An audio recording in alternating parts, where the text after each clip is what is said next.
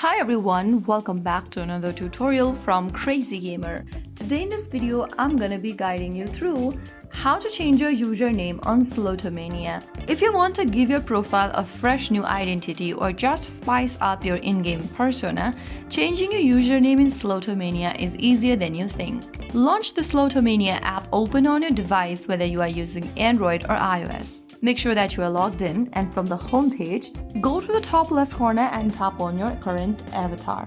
From your avatar section, your current name will be displayed at the top. This is the name we are trying to change.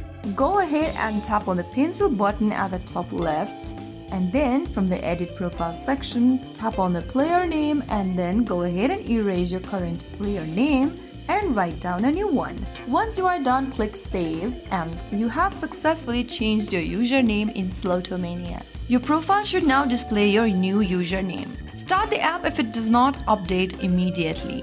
So that is how you can easily change your username in Slotomania. Now you can enjoy spinning the slots with your fresh new identity. If you found the video helpful, don't forget to like, share and subscribe to our channel. I will be back again in the next episode. Thank you for watching.